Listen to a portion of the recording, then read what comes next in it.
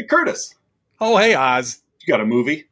I do. This week's movie marriage is A Knight's Tale with a couple of pinches of war games, toss in a whole lot of manimal, all in the glorious presence of Hank Hill's beloved dog, Lady Bird. This week we're watching Ladyhawke.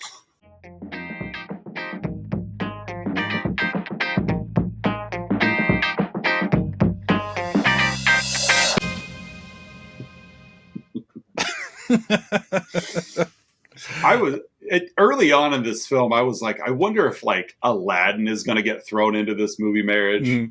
But then as it played off, I'm like, no, there's not enough there. Like, yeah, you've got like a street thief with a heart of gold, blah, blah, blah. But I'm like, it's good. So, oh, I love King of the Hill. Oh yeah. I feel like we're hitting to that part with our kids where my wife and I will make references to things. And then the kids don't get it. And then we laugh because we're like, oh man, we're there. Like you just, and shows like that obviously were on for a while, but have passed and they don't have any like, unlike The Simpsons, where it's like my kids have never seen The Simpsons, but they're aware of The Simpsons. Yes, it's still in the zeitgeist. That it's like King of the Hill is like, oh, it's such a great show. So it's coming back. They're doing new episodes. That'll be good. Yeah, so looking forward to it. I hope. Yes. So, welcome back, listeners and viewers, to another week of Let's Talk About Flicks, the weekly podcast where we take a monthly theme and satisfy the theme with an episode. Because otherwise it'd be a very boring show if you and I just pick themes and movies and then never discuss them. This week's theme, or this month's theme is such and such. We'll see you next week. See you next month for the next theme. I'm one of your hosts, Oz. I am the other host, Curtis. And we do want to give a shout out to Patreon subscribers, Don S., Aaron A., Mandy K., Melissa L., and Colleen K. Thank you for your patronage. Yes, thank you one and all. Ladyhawke. It is Ladies Movies Month. Yes, so Ladies Month. That is why we are covering the Richard Donner mid-'80s romp, Ladyhawke, a movie I'd not seen. I know you had. It's been a minute since I'd seen it, but I have seen Ladyhawke. This was another movie, Oz, that was in the rotation in the Curtis household because it featured an '80s hunk. So shout out to Patreon subscriber Colleen K. For introducing this movie to me at a young age. What was Alfred Molina, the '80s hunk? It was the wolf, the actual wolf. Yeah, it was Leo McKern as Imperius. John Wood is the bishop. Yeah, your mom loved that old grandpa, like real farty look. Yeah, she loves tall hats. Yeah, tall hats. And so, your movie this week. Yes. And so, like, I will admit that I remember this box art in the video stores growing up. Yeah. And it was one that it captured my attention, but until I like dug in to realize what the movie's about, it's a very misleading box art. You got Pfeiffer. Yeah, you've got a hawk, but the way that they've tinted some of it, it makes Matthew Broderick look like he's wearing a hoodie in the box art, and I always thought he was. I always thought he was wearing a hoodie. This movie would have a much different flavor if he had on a big like Georgetown hoodie or something. Well, like and it's that. just he's so obviously so boyish looking, and the haircut that he has isn't reminiscent of medieval Italy necessarily. Like focusing on the box art, and they've tinted it red, so it looks like he's wearing a red hoodie. And so you're looking at it and you're like, okay, it's like War Games Matthew Broderick again, but then you watch it and you're like, no, that is not like that at all. Your movie. So I've got the cast here. We do, speak. That's the thing. This movie, does it have a main character? Yeah, I would argue there's three main characters. But if there's three, is there really a main character? Like, Love is the main character. Love. So we have Matthew Broderick as Philippe Gaston, the I guess American expat French young thief, because there's not not a lick of French accent on this boy. No. This movie is very anachronistic in some ways. Yes, a little bit. So Matthew Broderick plays Philippe Gaston, Philippe the Mouse, a young thief. The mouse, yep. And he's flanked by day by Rutger Hauer as 80s hunk.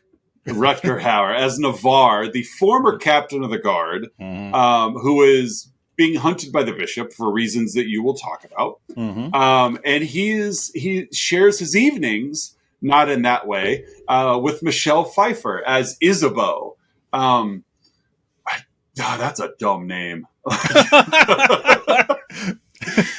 A lot of vowels in there. It's just a lot of vowels. Like you're right there on the cusp of Isabel, which sounds like this, like it's kind of this timeless name or whatever. And you went Isabeau, and it's like it just sounded like they were mispronouncing Isabel the entire time.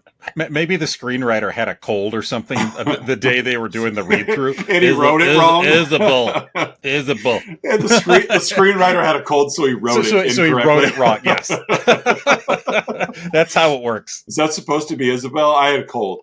Cold. So Michelle Pfeiffer plays Isabeau of Anjou, Isabeau of the juice. Isabeau of the mustard. That, according to Wikipedia here, it's Comte Ajou's daughter. It almost looks like it says Commandant. It's the Commandant's daughter. From Police Academy? Yeah, yes. Proctor! And she also is being hunted by the bishop, but for different reasons. Oh, yeah, she's being hunted by the bishop. Yeah, she is. It's like Rutger Hauer may be a wolf, but Michelle Pfeiffer's a fox. John Wood plays that bishop.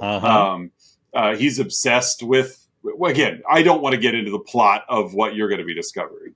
And then we also have extra characters that do have a part of the plot. Leo McKern, as I mentioned, is the real farty-looking Imperius. An old farty looking. He's an old monk living in a ruined castle. Exactly. He's the one who let us down. Oh, I'm sorry. Oh man. He does. He just looks like he looks like a walking fart. He does. We've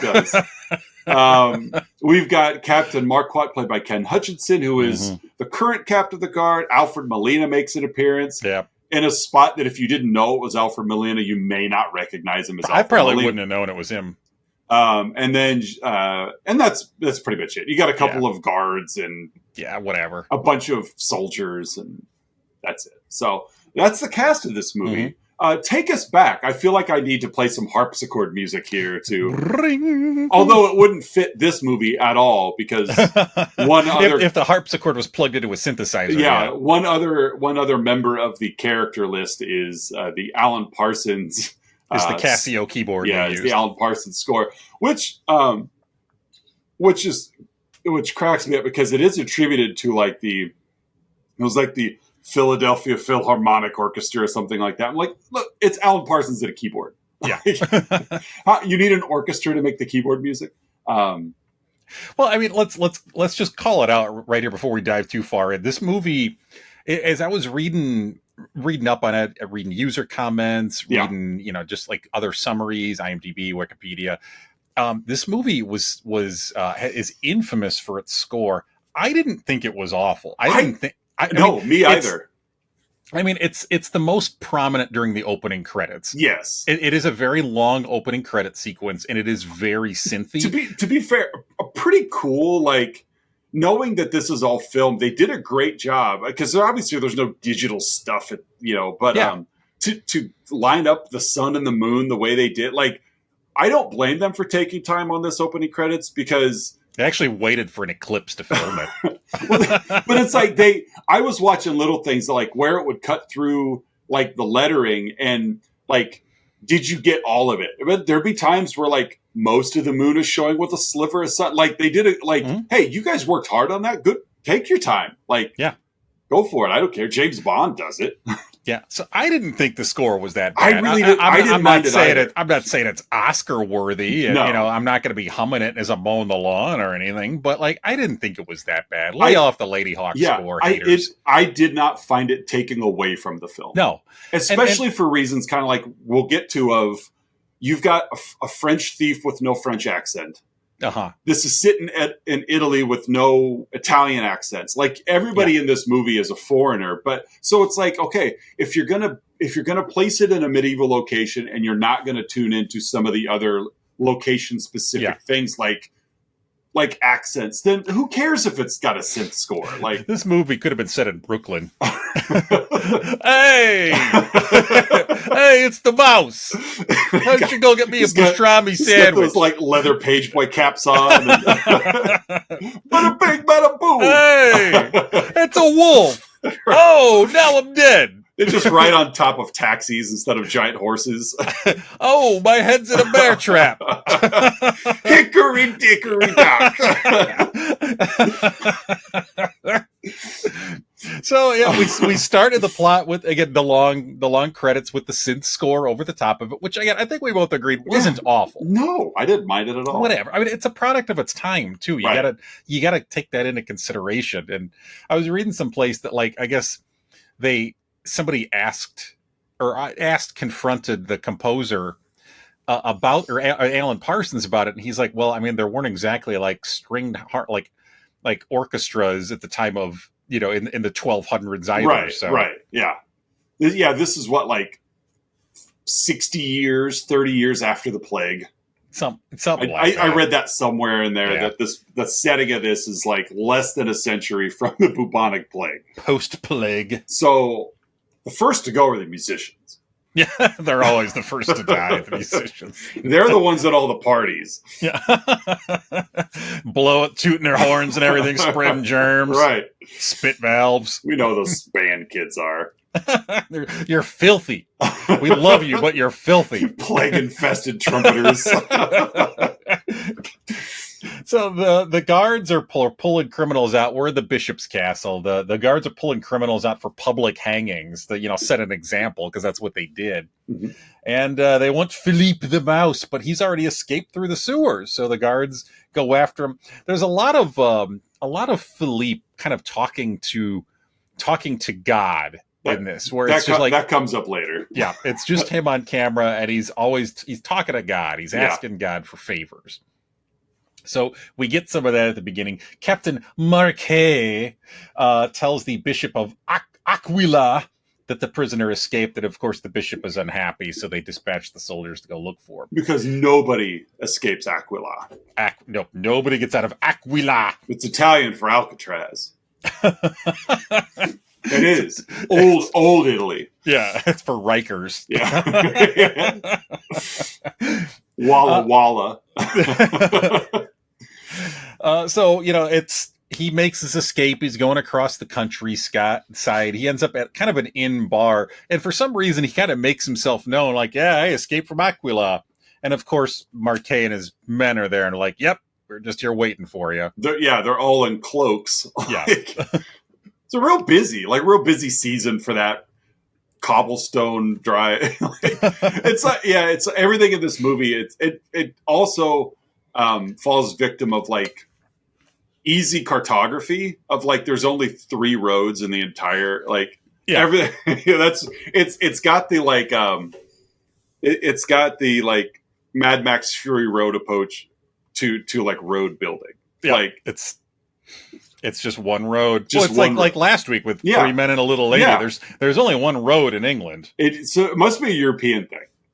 Yeah, just one road. That's probably why it's so easy. That's probably why it's so easy for people to backpack across Europe, because you get dropped off at the end of the road, and then you just backpack to the other end of road. You follow road, and you don't leave the road and wander into the moors because bad things happen. Yes. Stay on the road. Yeah. So Americans are used to roads, which is why David left the road. And bad things happen. So, of course, we get a fight scene at this bar. It features a lot of little guy scurrying through legs. I just love fight scenes like that where there's the little quick guy, and he's outsmarting the soldiers by darting through their legs. Do you think this movie was the inspiration for a young Rey Mysterio? Like, I think so. Do you think he's watching this film and he's like, I found my calling? Yes.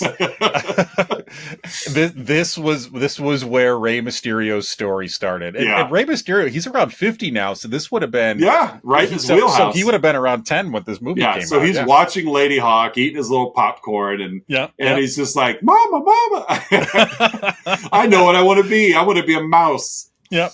And then he Hurricane Rana his mom, and the rest 619 is his abuela. And the rest is history. That's what you get for making your 10-year-old boy wear a luchador mask all the time. So Philippe is eventually caught. There's only so many legs he can run through, and he's ordered to be killed. When he has saved Navarre, this cloaked figure who we had seen in a couple other scenes there on the countryside, saves him. He's got like a double crossbow, kind of a cool setup. Marquet immediately recognizes Navarre as you mentioned before during the character rundown, his predecessor as the head of the Bishop's Guard. So there's a little fight scene there. Eventually, Navarre escapes with Philippe. And as they're escaping, a hawk, which accompanies Navarre, flies into the faces of some soldiers. Not Andre Dawson, just for your... No, not the hawk. Like an actual hawk. A hawk. And not Road Warrior hawk either. No. An actual bird. Oh, what a rush. Every time Navarre comes on scene. He just looks at the camera. Sticks his tongue out nice and far. Road Warrior Hawk was apparently legitimately a crazy person. I read that before, yes. Yeah, lots of drugs. Yeah. Not somebody that you messed with backstage. Also pretty stiff in the ring, too. Which doesn't surprise me. Yeah. Yep. R.I.P. Road Warrior Hawk. After they escape, they find a farmer that they kind of a begrudging farmer that they insist on resting at. Yeah, he's living in sticks. He and his wife. Literally sticks. It's not the band Sticks. No, not S-T-Y-X. Not lady. Not that Sticks. Although that song would have fit here. As would Renegade. So... Richard Donner's kicking himself like, why didn't I hire Sticks? As opposed to Alan Parsons. Right.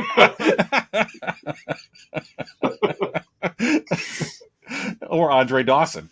He just would have showed up at the time. He would have been on the Expos. I like to picture Andre Dawson just sitting on Rutger Hauer's arm all day, just perched with his glove on it, bad on his shoulder.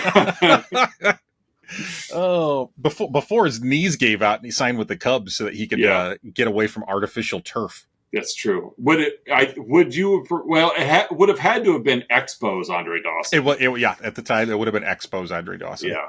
I actually used Andre Dawson in my Immaculate Grid earlier today. Oh, nice. Mm-hmm. Nice. It was Florida Marlins and was the horizontal, and the vertical was 300 plus career home runs, and he played out his career with the Marlins. So. Yes, he did.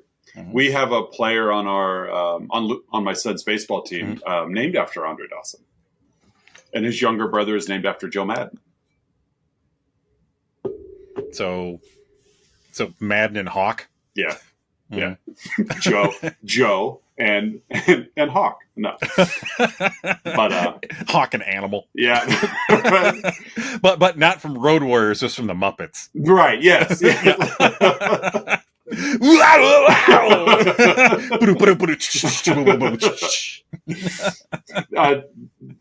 won a third child, and they got to name that one Dr. Teeth. There you go. So back to the movie. They're at the farm with Andre Dawson there.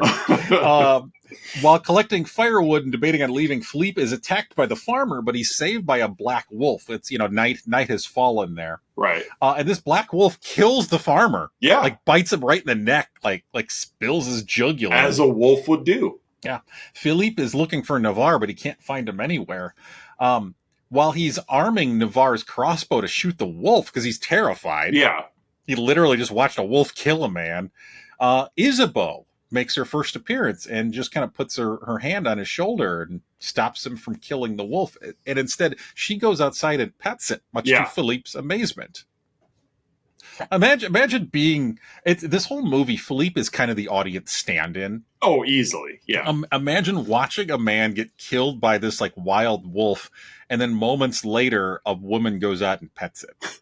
A woman you've never seen before. Correct. Like, that's in a place where you like. It's it's just but the confusion there. It's like familiar with you. Yeah, yeah. Mm-hmm. Familiar with you, and then goes out and befriends the wolf. Yeah.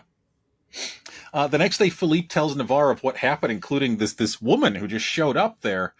And Navarre says, "I've waited a long time for such a lady," while he's looking at the hawk perched on his arm. Yeah.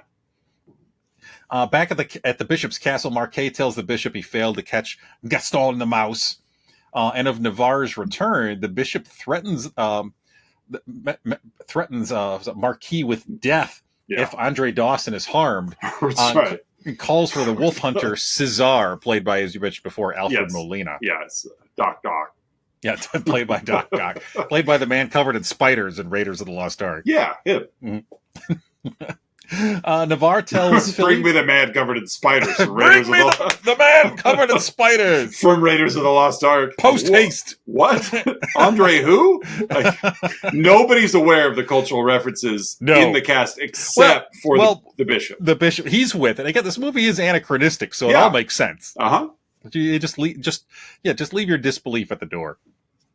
Navarre tells Philippe his mission is to kill the bishop. That's why he's come back to Aquila, and he needs Philippe to get him into the city. So that's kind of where the plot is here. That night, Isabeau unties Philippe from a tree because Philippe was going to escape, and Navarre tied him to the tree. That morning, however, Philippe is captured by the soldiers. Because the soldiers are smart enough to know that he's going to come down the road. If we just stay here long enough, eventually we'll see him. We know he's north of us, so let's just hang out south of us and wait. There's no way he'll go around us. And Philippe tells him that Navarre is going to Aquila. Yeah. So Navarre and the hawk come across Philippe and the soldiers. Navarre, of course, defeats them. But both the hawk and Philippe take shots from a crossbow. So they both take crossbow bolts. Navarre and of course Navarre is just beside himself that the hawk, is wounded. And he sends Philippe with the hawk on horse to Sir Farts-a-lot himself, Imperious, to help the hawk. When you get there, just fart twice and he'll know that you're safe. Right. He is the walking embodiment of a fart. He did a fine job. You look at him and you're like, you look like you're from the times. Like, you look like you're either post fart or you're working on one right now. Yeah. That night, Philippe comes across a wounded Isabeau. So again, she's there at the castle. And he finally figures out that she and the hawk are the same person because of the wound in her arm. And Philippe asks, "Are you flesh or spirit?" And she responds with, "I am sorrow." Oh, I know, right?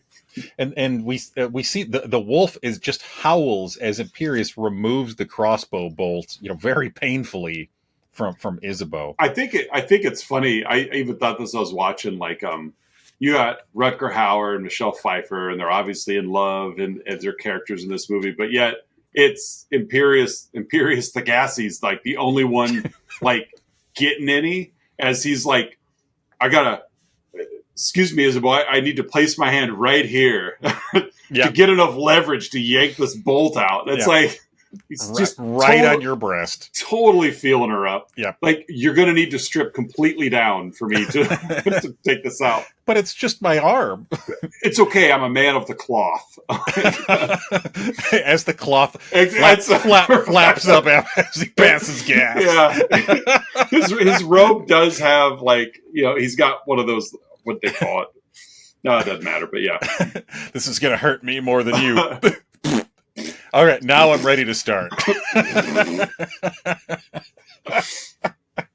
Oh, I'm sure Richard Donner would love this this conversation. Right now. Yeah. This interpretation of his work. He's probably like, finally someone understood what I was going gets for. It. Imperious represents gas, which is one of the three elements. Air is another. Yeah. And so we got one. Philippe tells Imperious he's figured out that she's the hawk and Navarre is the wolf. So he's finally kind of put two and two together. So he and Imperious are on the same page now. And Imperious has known this. So he's not surprised by any of this as well. Of course, he then expositions to Philippe that the wicked... At Fireside. Yes, at Fireside. It's an 80s movie. So if you're gonna expose, sit at a fire. Yep. Of course, he always has to be careful with his gas, though. Right. He can't get too close. Sit right next to me, boy. I want you to be around for this. Cut to a wide shot of the mushroom cloud. The bishop looking off into the distance. It's Navarre. He's back.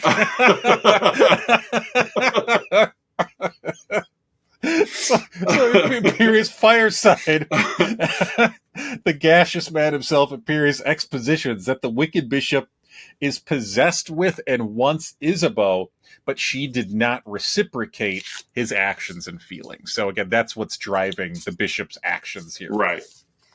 The bishop bargained with the evil one, cursed both Isabeau and Navarre so that they can't be together. And Philippe says, always together, eternally apart. Philippe figures out that Imperious is the one who accidentally told the bishop of Navarre and Isabeau's love. So Imperious is just guilty. Like he's guilty in action, he's guilty in conscience. And so this has been weighing on him for a couple of years now. But Imperious has figured out a way to break the curse. But to do it, Navarre can't kill the bishop. No.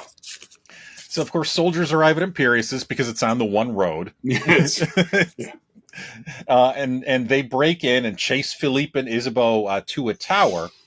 A soldier knocks Philippe into Isabeau, causing her to fall off the tower. So we get the classic cliffhanger. I almost included cliffhanger in my movie Marriage as well, as Philippe is hanging on to Isabeau. It does his best Sylvester Stallone impression. Yes. So he's hanging on to her, but can't. And so she slips.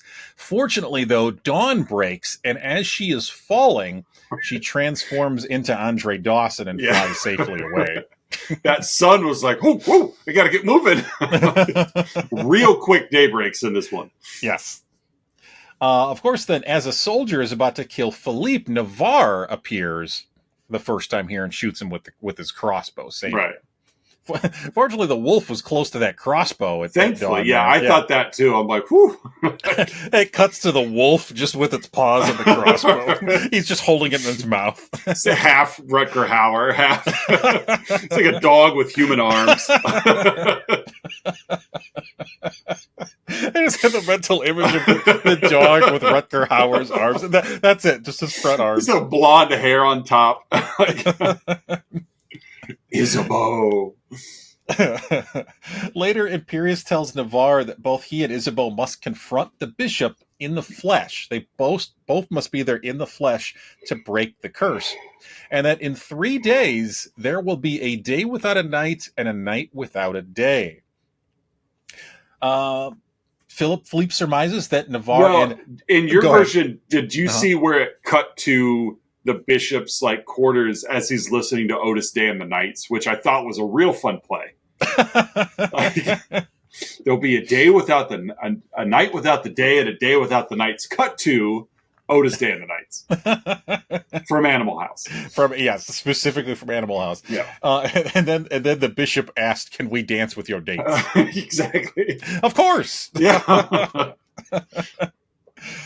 So Philippe surmises that Navarre and Ladyhawke, as he's now dubbed the Hawk, are going to Aquila, and that he finally agrees to help them get it after he's heard of the plot of Imperious's version of the plan. Later at night, Isabeau and Philippe dance and intend to go out, but a man on a horse rides up, and there's just a giant heap of wolf pelts on this horse, which of course just freaks Isabeau out naturally. So it's Cesar, this wolf hunter that the bishop has hired to track and eventually kill Navarre in wolf form. So that evening, Navarre the Navarre Wolf runs up. No, I got lost here. Isabeau takes Goliath the horse to find Caesar, so she wants to take care of it herself. She goes right after him. However, the wolf runs up, and as Caesar is going after the wolf, Isabeau shoves Caesar into a trap head first. Yeah. Pretty graphic. It really was. Yeah, I mean, obviously not like a bunch of gore or anything, but still, it wasn't horror movie gore. They also didn't leave it to our imagination. They showed his head in a bear trap. Yeah. Owie. Yeah. The next morning, Ladyhawke flies past Navarre to Philippe's arm. Yeah. Navarre is initially upset, but and if Philippe even admits, like, he tells Navarre, "I've had fantasies about Isabeau, but I know that her heart is with you." He's like trying to shoo her off to him. Go to her. He's like shaking his arm really hard. Navarre admits to being envious of the time that Philippe. Do you think a young Coco Beware was inspired by this movie? I like to think that Coco Beware got his whole bit from this movie. Yeah. Mm-hmm. I mean, like, especially when at one point Navarre gives Marquis a Ghostbuster suplex. Well, and he came in like, especially Matthew Broderick wearing shades all the time, like really, and tight white pants, like yes, the bright colored pants. It said Coco right on the butt. I came across something on, because of course YouTube knows that I like 80s and 90s wrestling, right? And so its algorithm came across a short of the Undertaker reflecting back, and I guess early in his time at WWF, he was a little rough with a tombstone on Coco, and Coco confronted him backstage, and so like he was much more careful after this match with Coco. He says, "Oh, thank God it was just Coco." Thank God it was just the bird that I gave the tombstone to. He's like, think of it wasn't like a main card guy. It was one of the mid card guys that called me out. He choke slammed Coco and then he tombstoned the bird. I always liked Coco Beware. I did too. I thought Coco Beware had a fun gimmick. Yeah, and I loved that suplex, that brain buster. I think Coco called it a Ghostbuster suplex. Eddie Guerrero did a really good brain buster suplex too. Yeah, they're fun. Yeah. Let's see. Later that day, they catch up with Imperius, who is trying to find them. And he just keeps insisting on his plan. And Philippe tells Isabeau of Imperius's plan, and she agrees to actually trap the wolf because Navarre still doesn't want a part of it. He just wants to go kill the bishop.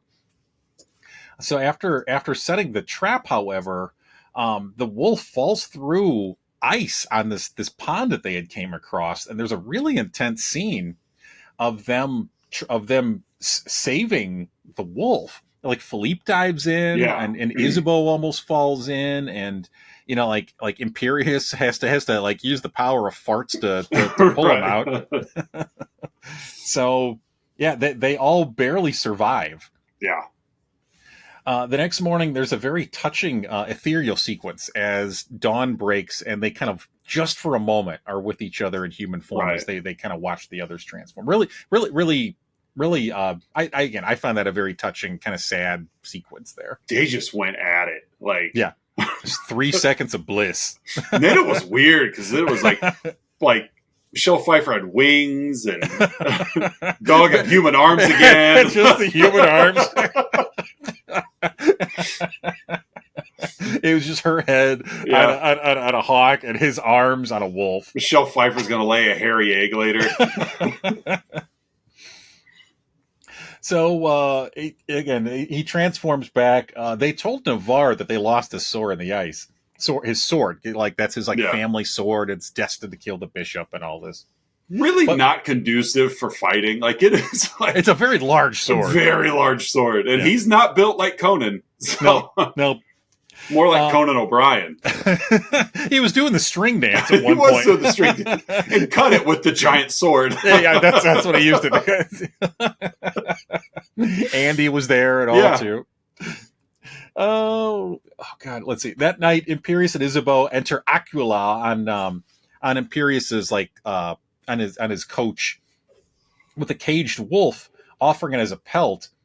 Philippe sneaks in through the sewer the same way he escaped. So the whole plot is Philippe is going to sneak directly into the like the church, right, so that he can unlock the door to get Navarre in. So that's what Navarre is wanting to do here.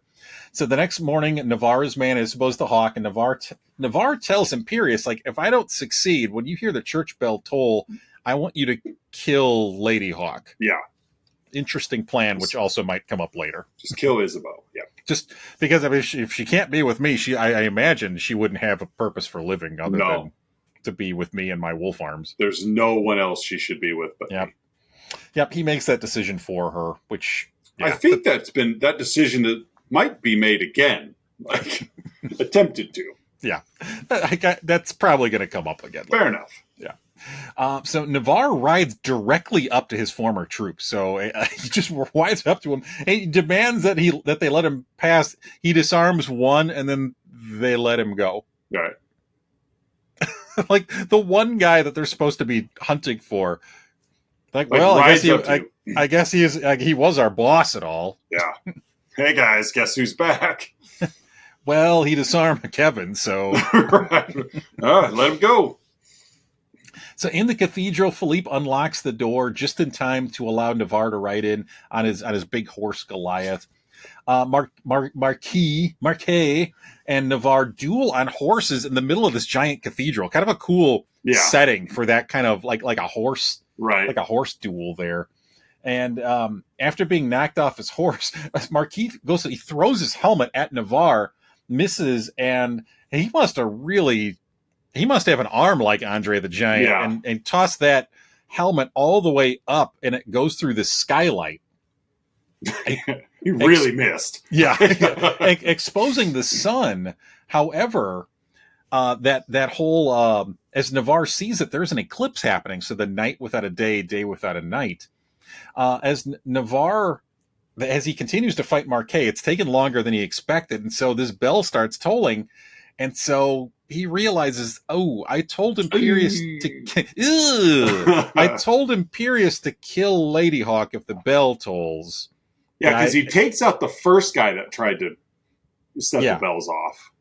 And then Metallica came in and they said, playing, this is for whom the bell tolls.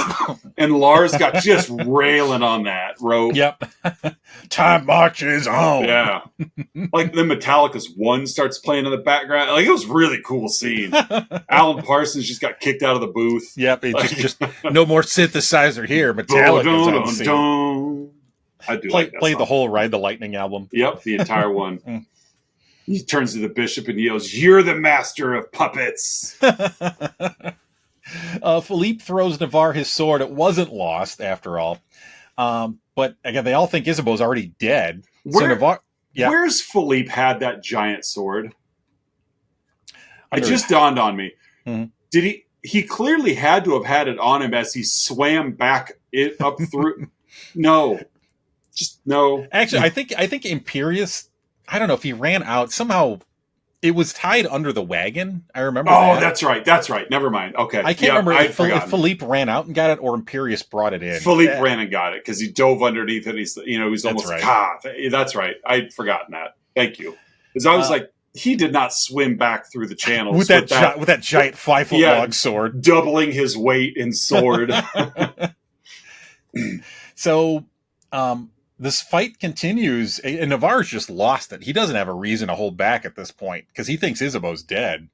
He also doesn't really have a reason to keep fighting in his own mind, but he does, thankfully. Well, he goes back to the plan of I'm just going to kill the bishop. Right, I'm just going to kill the bishop. And so he brutally kills Marquet. Yeah.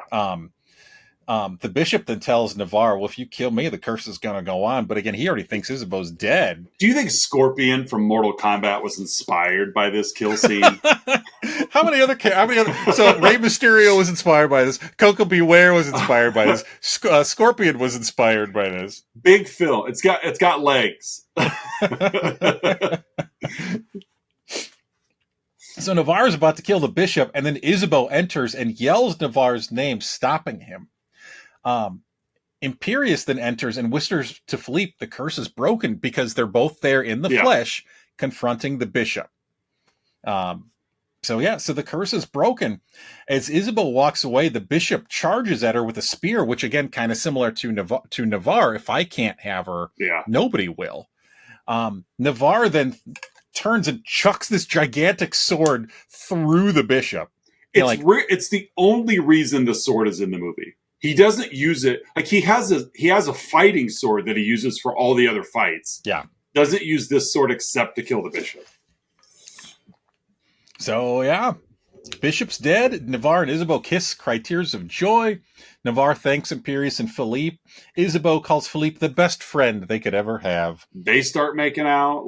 They're all making out. Imperius lets a huge fart of relief out. Which then everyone else just leaves the church. Then the Benny Hill music starts playing. Right. As they're all holding their noses. P.U. Yeah, actually Benny Hill is the last one out and he stops and points at a pew in the church. At a pew. And he goes, pew. Pew. And then freeze frame on Benny Hill's winks face. At the camera. Bum, bum, bum, bum, bum. So, Navarre lifts Isabeau up. They embrace under the beam of light coming in from the shattered window. We cut to credits, and that, folks, is 1985's Ladyhawke. Any final thoughts on this Richard Donner film, Oz? I had not seen it prior. I wasn't sure what it was about until somewhat recently when I kind of dug into it. Like, what, when is this set or whatever? Not really. I mean, it's, if someone said, hey, have you ever seen Ladyhawke? Yeah, I have. Yep. You want to get some nachos? But it doesn't, it's like last week's movie was just a safe little film. This one fits the 80s time frame more than it fits medieval Italy time frame. It was definitely made in 1985. And I know some people don't like it because of some of the anachronisms, but I don't mind it. It was fine. It's a movie. Right. It's a movie. I will admit, you don't see it happen very often because everybody wants to be so dedicated to the time frame. But I like you referenced Knight's Tale. I would have thrown that in there too. I like A Knight's Tale for the same reason. Yeah. For the anachronisms. Yeah. I won't say you modernized it, but it's fun to just see. Yeah. No one was there to know if what they're telling is actually factual or even close to factual. So it's just have fun with it. Yeah. I originally had Excalibur in my movie Marriage, but I swapped it out after because I kind of got thinking about A Knight's Tale and the same thing with the music there. It doesn't fit the period, but fine, it's whatever. Yeah, if we want to make Geoffrey Chaucer a Michael Buffer type ring announcer, go for it. Who cares? Michael Buffer announcing Coco Beware. Coco. I don't know if Coco was ever in a big time match enough for Michael Buffer to announce. Yeah, he was never an A-lister. You still have WrestleMania credits though. Yeah, you did. But it is nice because you watch a movie like this and it's like, Richard Donner is one of those. I've seen a lot of his films, but almost like a Ron Howard type of capable of directing big budget, showcase. You're always going to get at least a decent movie. He's not going to spit out any clunkers. Exactly. But you're also not going to watch a film that has a certain director's fingerprints all over it. Yeah. Like when you're watching a Tarantino movie, it's Tarantino. Yeah. It's Hitchcock. It's Scorsese. That. And Donner is one of those that I can make a good film. Yeah. Coen Brothers would be another, the other list of when you're watching a Coen Brothers movie, mm-hmm. When you're watching a Wes Anderson movie, Paul Thomas Anderson, it's just, it. And Donner's not in that group. I would put him more, like I said, in I'm trying to think of another one besides Ron Howard. Almost maybe like a Tony Scott. Yeah. Yeah. I mean, Tony Scott's got a look for sure. Yeah. But you could almost say Francis Ford Coppola to a degree. He's big time, mm-hmm. but Apocalypse Now doesn't look anything like The Godfather. It's there's Coppola movies out there that aren't very good, but they're also, they don't fit a pattern. And so Richard mm-hmm. Donner's it's safe. You look at Richard Donner and you're like, hey, is this guy that directed Superman? Yeah. Goonies? Yeah. Lethal Weapon? Yeah. None of them look the same. But they're all fine movies. They're all decent movies. They're all decent movies. Yeah, so. he knows how to make a movie. And so to see him have some fun with this, like, it's a fantasy film. If I want to make it synthesized, whatever. Fine. Yeah. Yeah, quit thinking about it, people. Quit picking it apart. Yeah. All right, hey, folks, it's that point in the show where Oz and I will each give our own unique rating to the film we've been yapping about, 85's Ladyhawke. Hey, Oz, how would you rate this flick? I'm going to give this movie 6 wolf pelts. 6 wolf pelts? Yeah. What are you going to give it? I was originally going to go on a Ladybird scale, but based on the conversation, I'm going to go with 75 Andre Dawsons. Fair enough. Mm-hmm. Do you think would Andre's wife or daughter be considered Ladyhawke? Yes. Anyone with the name Dawson, and like Dawson from Dawson's Creek. There you go. That's fair. Richard Dawson. Richard Dawson is Ladyhawke. Is Ladyhawke. Yeah. All right, our next bit. Oz and I have been scouring the interwebs, searching for unprofessional reviews that tickle our funny bones, and we hope they tickle yours as well. And our next segment, Outside Insights. Hey, Oz, what's your outside insight for Ladyhawke? I've got a 1-star review by Steve Tobias on Amazon titled "Beware Disco Soundtrack." Beware! Literally the worst soundtrack I've heard in my entire life. And I have a BA in film. Gotta toot my own horn here for one humble brag. I returned the movie open to Amazon, citing the disco music as the sole reason. Disco. Couldn't even finish the movie. It got me angry. Real angry. When I heard that Casio, not like walking out of a comic book movie because of the excess CGI angry. More like right as I begin to lower my guard and enjoy the film, disco music starts playing again type of angry. Lower my guard. I have my guard up every time I watch a new movie. I wish I could enjoy the mystical fantasy world, the wonderful story mentioned in the reviews, and so forth. But as soon as 2 warriors cross swords, the vile disco music returns with no fade in or any intelligent type of segue and makes me want to die. Wow. Even in terms of disco music, they could at least make it slightly more ambient during peaceful horse riding scenes or establishing shots. No, they are incapable of this. It is always blaring and obnoxious. That 1-2 beat starts in, then come the cheesy synth strings, and everything bad follows. The Blu-ray transfer is decent. Wow, this person had a very visceral reaction to that soundtrack. Uh-huh. I thought so as well. So that's my outside insight. Makes me want to die. Oh, God. It's just not too much CGI, but... So what do you got for an outside insight? My outside insight comes from the Internet Movie Database. It is a 3 out of 10 review. Okay. With the subject line, Broderick gets a yeah, the rest a blah. Left by Film Critic 30 in October of 2009. Overall, not impressed. I began this film with hopes to discover a new fantasy to introduce to friends and be that guy around the water cooler.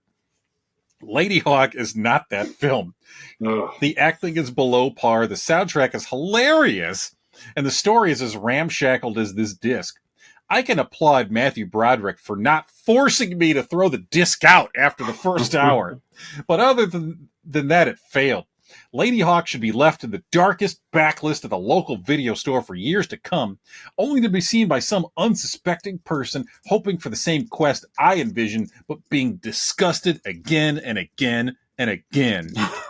How many times did you watch it?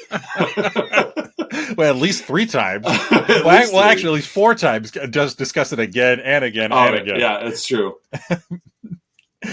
I also like I hope to be that guy at the water cooler talking about Ladyhawke. Matthew Broderick didn't force me to throw the disc out my window. Hey guys, you guys see Ladyhawke? No, Terry. You should watch Ladyhawke. I'm just trying to get some hot water for my tea. You want to borrow my disc? Because Matthew Broderick did not make me throw it away. You almost did, though. He was at my doorstep, and I told him, shoo, Matthew Broderick. Go away, Ferris. Oh, God. I don't get it. I don't get some of this, but I'm glad we have this bit to expose these people and their silly reactions to the films we watch. All right. Hey, folks, it's that point in the show you've all been waiting for, our signature segment, the 3-2-1, in which Oz and I will each share 3 goods, 2 bads, and 1 about this week's film, Ladyhawke. Hey, Oz, what are your 3 goods? My first one, titular lines. I knew it. I had it in my notes. Because I even put in all caps in my plot notes titular line, but I intentionally did not say it. Multiple. Yeah. Like once they said Ladyhawke. Oh, Ladyhawke. Yeah, I've named her Ladyhawke. Ladyhawke? I like the name Ladyhawke. I want you to kill Ladyhawke. Fly away, Ladyhawke. My second, we've mentioned it several times. I like the score and film combo. Like I think it helped lift it. To me, it lifted it from expectations. Yeah. And just subconsciously. It wasn't something I was even like thinking about. It's like, okay, all right, we got a synthesizer score. That's fine. Suddenly I didn't care that, there weren't many accents I just didn't care. So that's my second good, I like the score. And third, I've never seen a medieval werewolf movie before. Yeah. So it's an interesting combo. Yeah, and I'm going to call it a werewolf movie. Well, man by day, wolf at night. I mean, you're not wrong. Kills another. You're a werewolf. Yeah. So those are my 3 goods. What do you got? The first one kind of picks up on one of your goods. This movie is trying to do something different. Yeah. It's combining werewolves and medieval. It's trying to do something different with the score and with the casting and with the humor that they seed in there. I'm not saying everything succeeds all the time. But even like the storytelling, how the Philippe character self-narrates, again, I'm not saying it all worked, but they were legitimately trying to do something a little different. And I appreciated the effort, even if it didn't all stick. So that's my first good. My second was, let's see, I'll go with that. I mentioned it before, but that really heartbreaking sequence of Dawn breaking and Navarre transforming back into human form, and Isabeau transforming back into Hawk.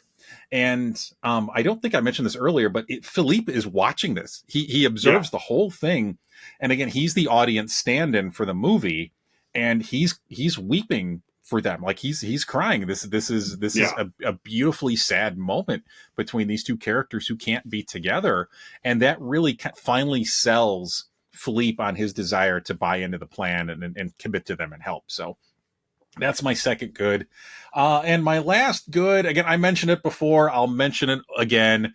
Shout out to Patreon subscriber Colleen K for introducing this movie to me, pretty much just because you wanted to watch another movie featuring an 80s hunk. That's how Lethal Weapon was introduced to me. That's how Predator was introduced to me. That's how Terminator was introduced to me with Michael Biehn. Colleen K loved her 80s hunks, and this was another movie that I watched with Colleen K because she liked watching 80s hunks. So that's fair enough. Yeah. So those are my 3 goods. Hey, Oz, what are your 2 bads? Just because Donner's a safe director. There's not a lot of bads in the film. Yeah. So my first one is kind of go back on what I said earlier. Like, where are the accents? Like, the Bishop has one. Marquette has one. Like, you see enough characters with an accent that when you see like especially our main characters without one, it's like, can't even try. Like, give something. Rutger Hauer is not American, so it's like he's got one in there somewhere. But you just wonder if it's a creative decision of like, it's like, well, Matthew Broderick can't nail an accent, so let's just skip that part. So that's my first bad. It's just where's even the attempted accents? And my second is, despite this 2-hour-long movie, not a lot of character development. No, there's not. Philippe was kind of he was led to be our protagonist anyway. Yeah. So it wasn't like he had this big switch, but yeah, it's like we spent 2 hours with these people. Less than that with, of course, Isabeau and Navarre as their animal forms. But just not a lot of character development other than just this is our journey and you're either in or you're out, you know. So those are my two bads. It's just 2 hours is a long time to spend with people that don't change. Sure. So unless they're turning into animals. Unless they're physically changing, yes. Bring us a movie about animorphs or puberty or something like that. All for it. Did you catch that? His voice dropped. Give me another hour.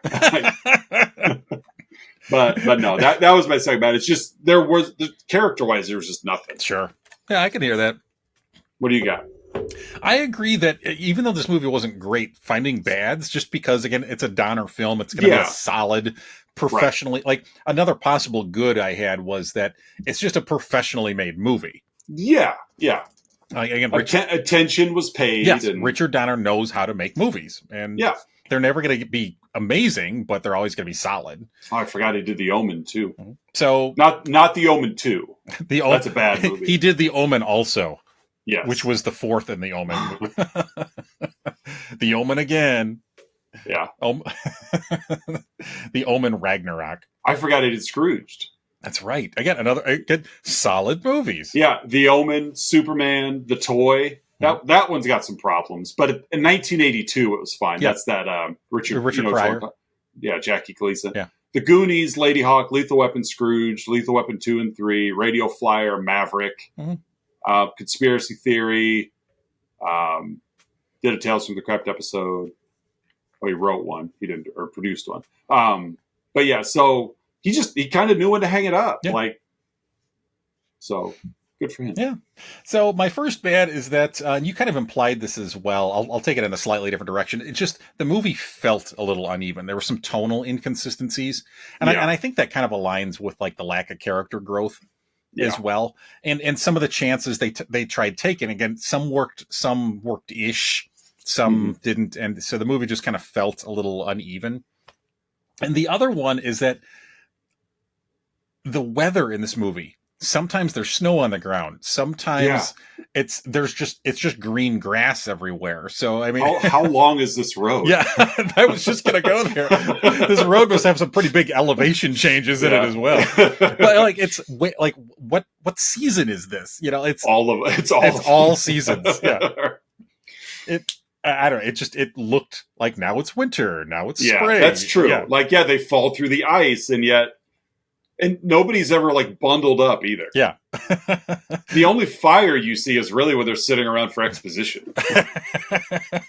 Is when they're lighting their farts on fire. I guess wolves have pelts, and so they didn't care. They really could care less about Philippe. Nobody was in a North Face jacket. Like, no, right.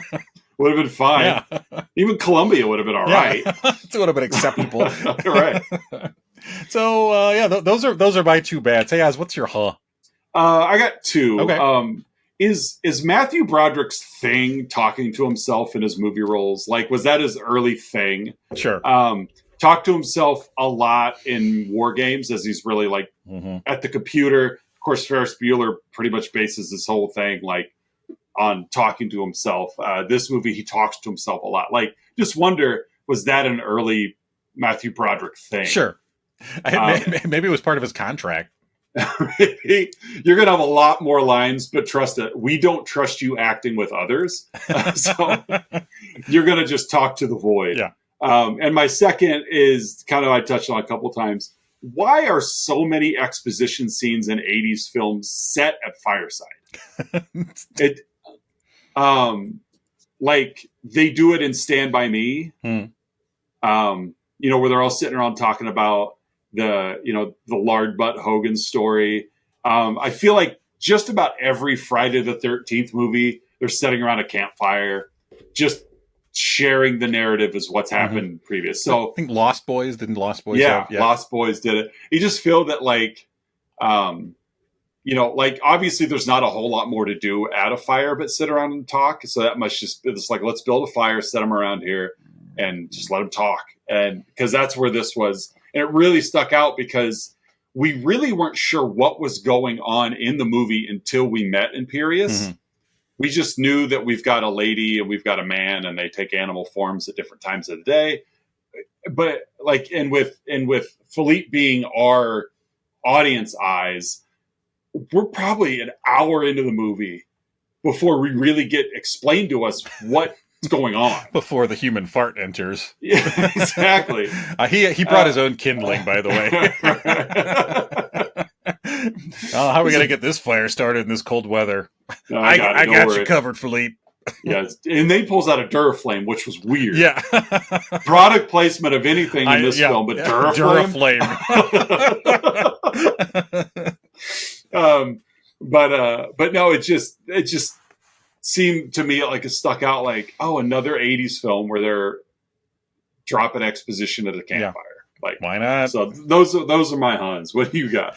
My Hun is, let's go with I'll drop two as well. The first one I'll be brief with. I'll use the second one as my official Hun. Okay. So my lead-in Hun is just kind of going back to the guards letting Navarre pass right into the cathedral. Yeah. Like, come on in, boss. Well, I guess he used to work here, so he still has his company ID card on him. Fair enough. So yeah, they let him by. Okay, whatever. But my real is going to be Navarre's plan to decide for Isabeau what was best for her. Yeah. I'm going to assume that if I'm dead, she won't want to live either. Why would she? Yeah, I mean, it's me, Navarre. Look at me. I got human arms on wolf form. Who else could say that? I'm pals with Andre Dawson. I almost said Andre the Dawson. Andre the Dawson. That's when Andre Dawson would take the field dressed as Andre the Giant. He would. He'd just go out there with the one strap, one strap singlet, and Cubs hat. He had a big rock in his hand from Princess Bride. That's how he get that strong throwing arm from the outfield. He would just throw boulders in the off season. On his off days, he would walk up concessions going, "Anyone want a peanut?" when Ryan Sandberg had a bad day, he took him by the hair, just dunked his head in buckets of water. Yeah, gotta wake up, Ryan. Keep going with this, but we'll leave it there. Poor Andre Dawson. So Navarre deciding for Isabeau, completely just taking the power away from her. And, yep. It's okay. Just kill her if I don't succeed. She's not going to want to live. Yeah. So that's my Yeah, that's a good Thank you. All right. Well, hey, this week, again, Ladyhawke was my film. So as we continue with Ladies Month next week, what dare I ask are we watching next week, Oz? Oh, boys and girls at home. We're going to have to apologize for the remainder of the month. We've got some 3 movies that definitely fit the theme, but they are less than good movies. Different types of movies. I would say that with the last one being very different. I would say your next movie might be the best of the 3 movies. Yeah, and that's still not it's not movie. Good. No, very problematic. Yeah, but for next week, we're going to be watching the the Rodney Dangerfield, Jonathan Brandis movie, Ladybugs. That's what we're going to watch and talk about next week. Yes, there's a lot to talk about. I already watched it. I finished it, was it yesterday or 2 days ago? And I'll just say, this movie did not age well. No. There's, you go in to watch it. Jonathan Brandis didn't either. Well, that's another thing as well. But yeah, there's, this movie's 32 years old already, first of all. And it has Rodney Dangerfield in it, but you would think a movie that's essentially about the growth and success of a tween girls soccer team, would be relatively innocent. You'd think, but Rodney Dangerfield is involved. Rodney Dangerfield is in it, and it happened 32 years ago. So it's there's problems. This movie did not age well, but you and I will have a fun time discussing said movie. Yes, we will. We will, because what else are we going to do? I'm thankful for next month. Like we got a good solid month or another month. I was talking with I'll dub him as future Patreon subscriber Lyle M. I think he thinks he's going to break the internet if he tries to. It's one of those, like, I've never Lyle breaks the internet. Yes, I've never used one of these things before, so I'm afraid I'm going to break the internet. That's why I haven't signed up for Patreon. Fair enough. But I was with him the other night and shared with him what the August 24 theme is, and he was very excited. Fun. Does he listen, or has he figured out podcasts yet? I don't know if he listens or not. Well, I'll have to get him up to speed on technology. That raises a good question. I know Patreon subscriber Don S listens. Yes. What are does Patreon subscriber Melissa L, does she listen? Or does she just support? She'll listen if it's a movie she likes. Fair enough. And I know she's been on the show. Yes. But I didn't, it's like, we know Don S listens. Is Colleen K, is she a listener? I think if it's something, I don't think she's on the social media too often, but I think I get the same thing. I think she'll listen if it's something that she's heard of. Fair enough, like a Ladyhawke. Yes, so. I will personally send her the link once it posts. Because again, 80s hunk, and plus she got shout out in this. She did, yeah. I think Mandy K probably listens if it's the right film. Yeah. I know Mandy K listens to my other podcast. Yes. Well, she's such a big horror fan. She's a huge horror fan. Yeah. So, and I know she listens because that's one of the other things of, like, they may start an episode, but do they finish? But she had commented on a previous episode of the other show that she was excited for the next episode. So I'm like, oh, you clearly listened all the way to the end. There you go. Or you fast forwarded to the end to find out, like, I could care less about this one. What do they cover next week? She just likes, like Mandy K's approach to my other podcast is like the blind bags. Like, I just want to know what's in it. I don't really want the substance. I just like anticipating things. Yeah. I just need to look forward to something. And same with Aaron A. I don't know if she's a listener or not. So, but I know they're all busy. So. Yeah. And I know Don S listens, as Don S is a podcaster and movie fan himself. Mm-hmm. So, well, he said that we are his weekly comic relief. So, yes, which honestly is one of the biggest compliments we can get. Oh, huge, big one, big one.